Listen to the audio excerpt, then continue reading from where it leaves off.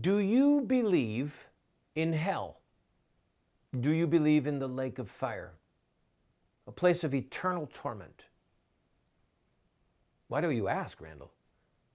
I'm talking about Planned Parenthood today. I'm Randall Terry. This is Voice of Resistance.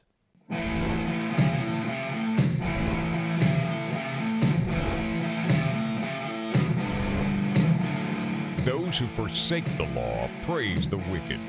Those who uphold the law resist them. Welcome to the Voice of Resistance. Here's your host, Randall Terry. Welcome to the show, friend. I just had an idea.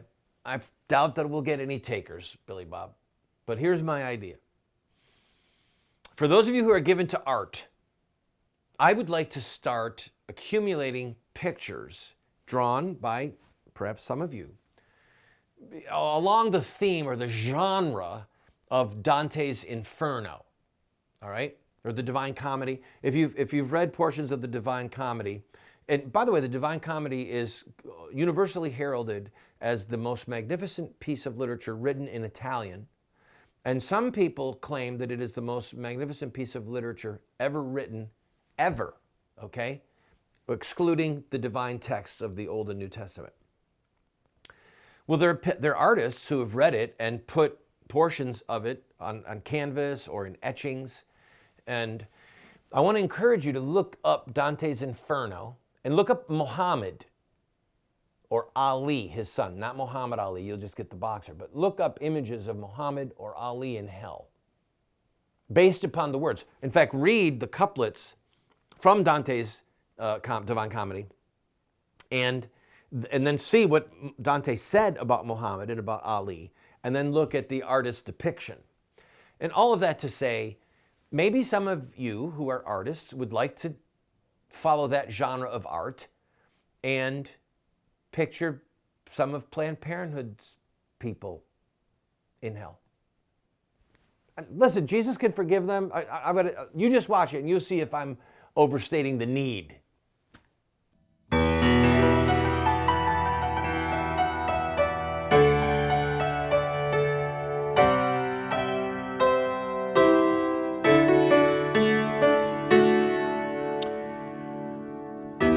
Some of them fled here, coming illegally into the country in hopes of finding a better life. Others were kidnapped and brought here against their will. Some of them, they're literally the girl next door. What they share is that they are either in the criminal sex syndicate, they're sex slaves, or they are the victims of some adult male who is violating them on an ongoing basis, and they go to Planned Parenthood. And Planned Parenthood, rather than telling the authorities what's going on,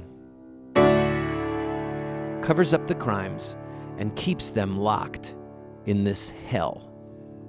We're going to expose Planned Parenthood today.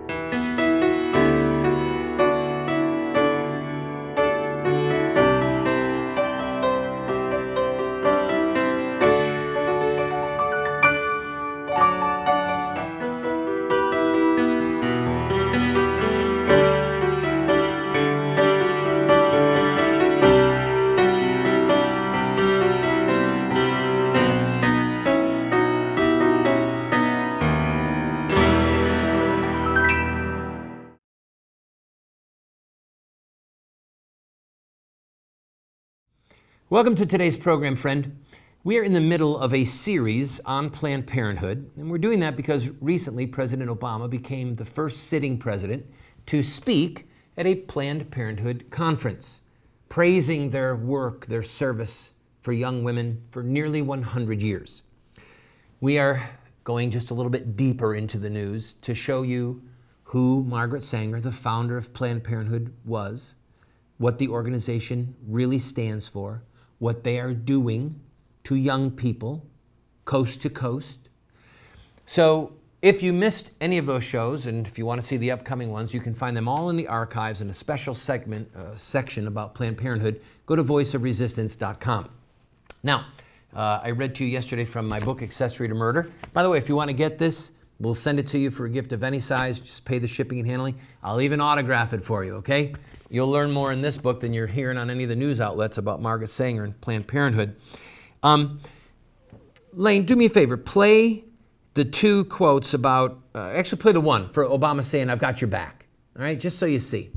As long as we've got to fight to make sure women have access to quality, affordable health care, and as long as we've got to fight to protect a woman's right to make her own choices about her own health, I want you to know that you've also got a president who's going to be right there with you, fighting every step of the way. There it is, folks. Obama, as long as he's president, he's going to protect Planned Parenthood. He's the big tough guy, and he's going to fight against people like me and you who want to defund them and see their organization driven back to hell where it came from. Well, let's talk a little bit about their vision and their agenda. Margaret Sanger, the founder of Planned Parenthood, was by every definition a harlot. She was rubbing shoulders constantly with Malthusians and socialists. And Malthusians are people who think there's not enough food in the world to go around, so we should abort people or we should sterilize people forcefully. She was involved with unthinkable sexual perversion. She was very close to the eugenics movement associated with Germany, okay, with the Nazis, who wanted genetic cleansing. One of her board members was Dr. Lothrop Stoddard, who wrote the book, The Rising Tide of Color Against White World Supremacy. Dr. Stoddard traveled to Germany and met personally with Adolf Hitler. Another fine specimen of evil, Dr. Ernst Rudin, he was the director of Nazi medical experimentation. He was a German. She solicited him, and he accepted, to write for her birth control review. Okay? Even after the Nazis had invaded Poland, she was still giving the Nazi eugenics movement positive press here in America until it became politically untenable to do so.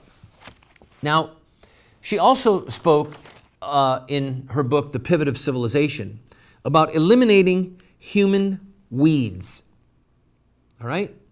The human weeds were African Americans, Slavs, Poles, Jews, poor people. This is who she went after. In fact, let me show you how she lumps a whole bunch of good people together. Listen. In The Pivot of Civilization, she lumps together in one sentence the insane, criminals, the mentally defective, and the poor. She calls them paupers, and then calls them all feeble-minded. So what's her solution? She states, we now have commissions for controlling the gypsy moth and the boll weevil, the foot and mouth disease, and for protecting the shellfish and wild game, but we have no commission which even attempts to modify or to control the vast moral and economic forces represented by the feeble-minded persons at large in the community. In other words, if you're poor or if you're feeble-minded, well, you might have that animal attraction that she spoke about yesterday, but you should not be able to mate and reproduce. She wanted the forceful sterilization of people that she deemed less fit to consume the items of this world than she and her friends. This is what the founder of Planned Parenthood was all about. Fast forward to today. Where are most Planned Parenthood clinics? Yeah, they're in poor African American neighborhoods, Hispanic neighborhoods, in African American schools. Planned Parenthood is still pursuing her dream. Why do you think that African Americans are about 12% of the population, but they comprise about a third of all the dead babies by abortion? Because Planned Parenthood and their ideological cohorts are relentlessly pursuing the death and the sterilization of the African American community. When we come back from this break, I'll talk to you about the Negro Project and what Margaret Sanger set out to do and accomplished, I might add. Don't go away.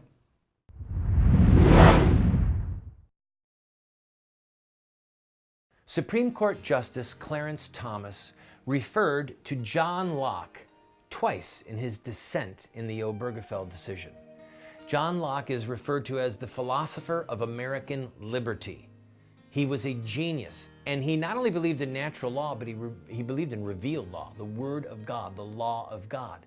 And he is one of the two most influential philosophers on the founders of this republic. We are offering you this book, and I'm going to give you my book as well, The Sword. The Sword, the subtitle is The Blessing of Righteous Government and the Overthrow of Tyrants. It looks at what is the legitimate purpose of government and when is it our right to overthrow government like they did with the Declaration of Independence. We will send you these two books if you simply pay for the shipping and handling, $8, and then give whatever else you want.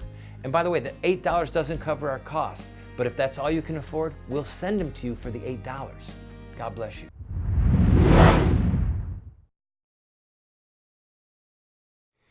Welcome back to the program, friend.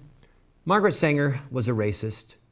She really despised black people, but she was smart enough to try and win them over to the cause of their own demise. It was actually called the Negro Project. And I'm going to read to you actually one of her sayings or quotes. She said that she wanted to stop the black community from, quote, their reckless and irresponsible swarming and spawning. So her agenda was this: hire 3 or 4 colored ministers, preferably with social service background, and with engaging personalities. She wanted them to travel throughout the South with their propaganda message. And the most successful educational approach to the Negro is through a religious appeal. We do not want word to get out that we want to exterminate the Negro population. And the minister is the man who can straighten out that idea if it ever occurs to any of their more rebellious members. Remember, this is not the Ku Klux Klan, okay? Although I imagine that the Ku Klux Klan really loved her. This is an American pioneer. Somebody that President Obama says, I've got your back. The unthinkable shame and disgust of that is almost beyond comprehension. Anyway, I'm going to say some things right now and in the next couple of segments and into the next show that some of you will think is over the top. Planned Parenthood is a criminal syndicate. And when I say that, I'm not speaking rhetorically, I'm speaking as a matter of law. I hereby accuse them of being a criminal syndicate. And I believe that the facts bear it out. There are several groups out there who have been catching Planned Parenthood employees on camera, explaining to people posing as pimps and prostitutes how they can avoid the law and hide the fact that they have 14 and 15-year-old prostitutes, literally young women involved in what some people refer to as the sex slave trade. We're going to talk about that. We're going to show the footage. And then you be the judge. And then we're going to have to ask ourselves, why is Planned Parenthood getting away with this? Why aren't they being prosecuted? I'll be right back.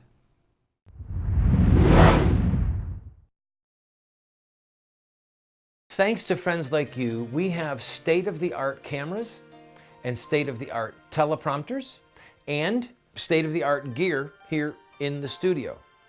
We have one big need, however. We have not yet been able to upgrade our computers. The computers that we use for a television broadcast or to create a documentary are not like the kind that you can just go buy at Best Buy. They are expensive because it takes so much horsepower to create TV series and or documentaries. So I'm asking you, if you want to see this show grow and you want to see us finish the What Would Muhammad Do series, help us get these computers. 3 computers that we need right now are going to be just shy of $20,000. That's the kind of horsepower that we need. Go to the GoFundMe page you see right there. Watch the pilot for What Would Muhammad Do? And if you like the show, give us a gift.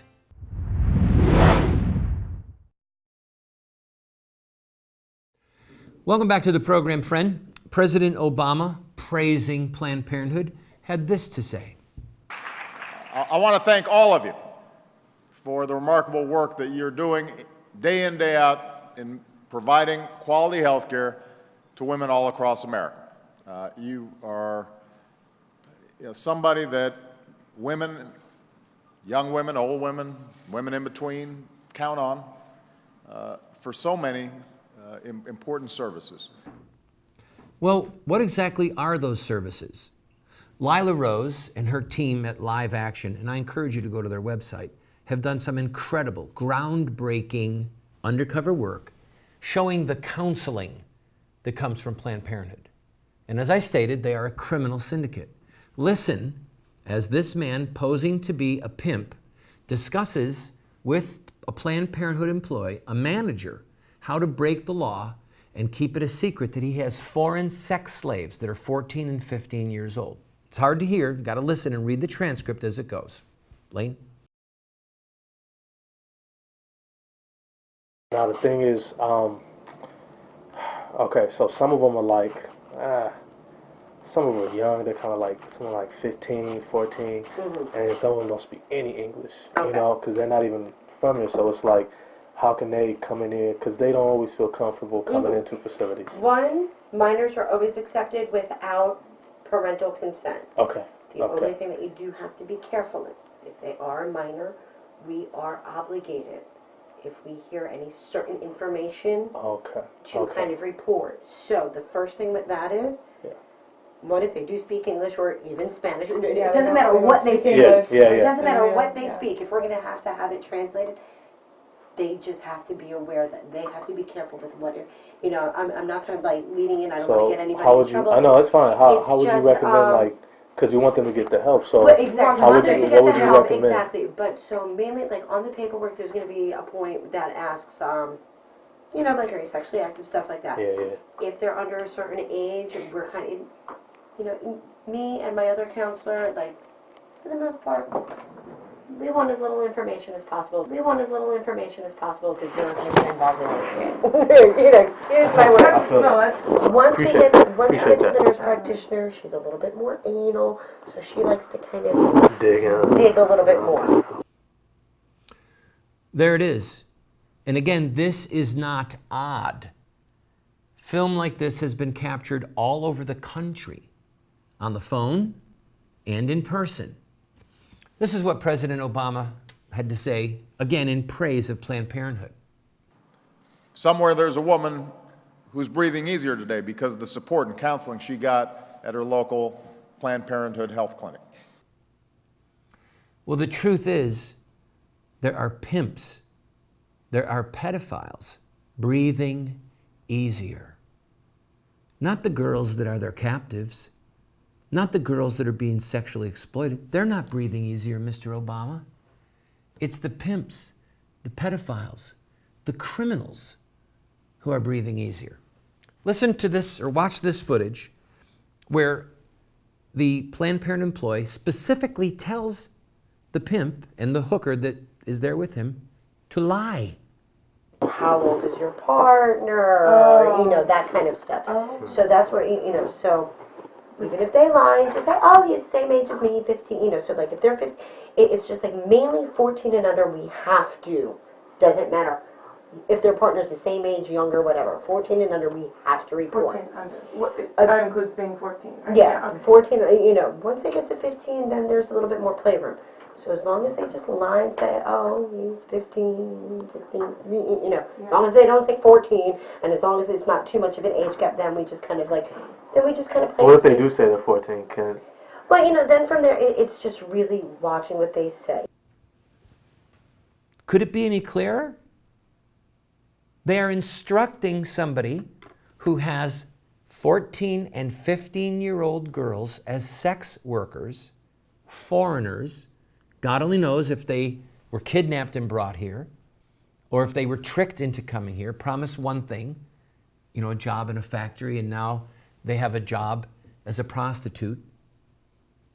This is what's going on, friends. This is what Planned Parenthood is involved in.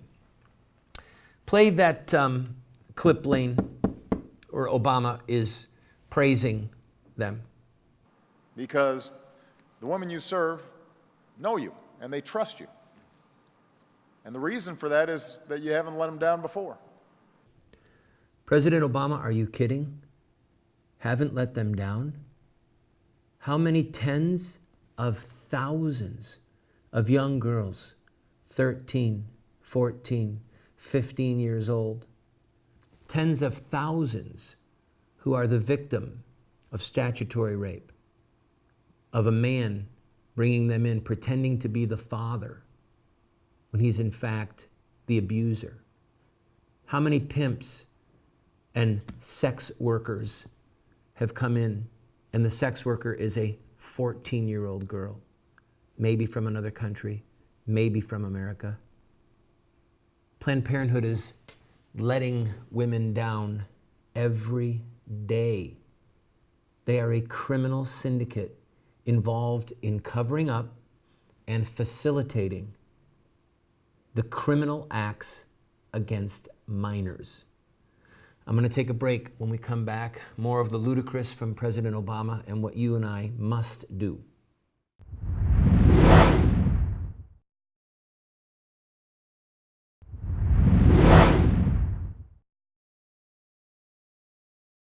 Welcome back to the program.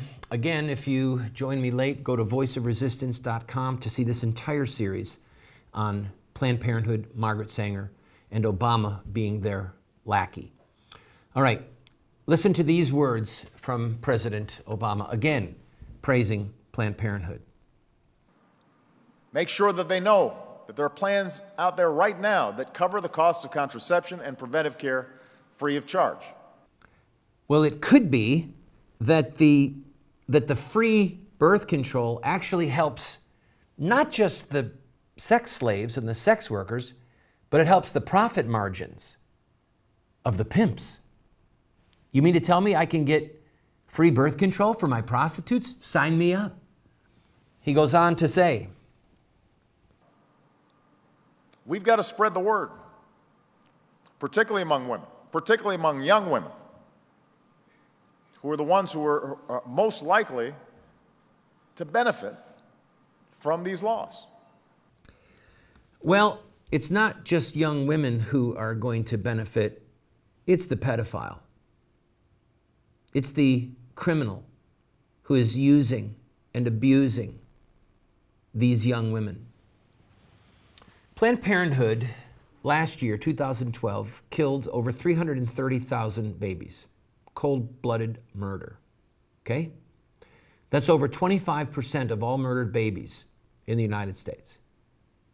The largest single child killer in the Western Hemisphere is Planned Parenthood.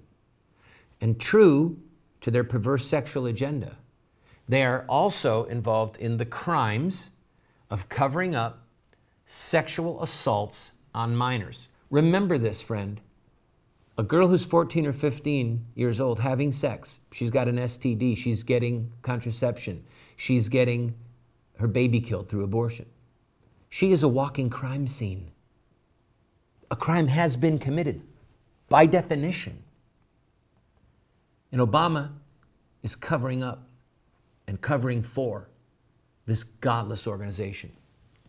I urge you, call the number you see on your screen and demand of your U.S. House member that the next time there is a vote on the budget that carries one dime of federal money, our money, for Planned Parenthood, threaten their job.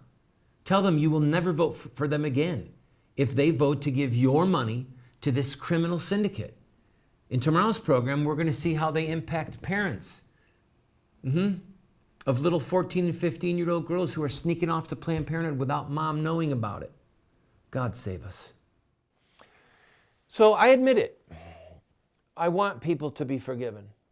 I want Planned Parenthood people to be forgiven. I want people that are putting young girls into sex slavery to be forgiven. I do. I admit it, I do. But not everyone is going to be forgiven. There are people at Planned Parenthood, there are people in the White House, there are people all over who knowingly defy God and his commands and shed innocent blood. And they are choosing to go to hell. And if it's okay for artists to depict Dante's Inferno, then maybe some artists can contact us with their depictions of the shedders of innocent blood in the lake of fire. Maybe next to some of those other people.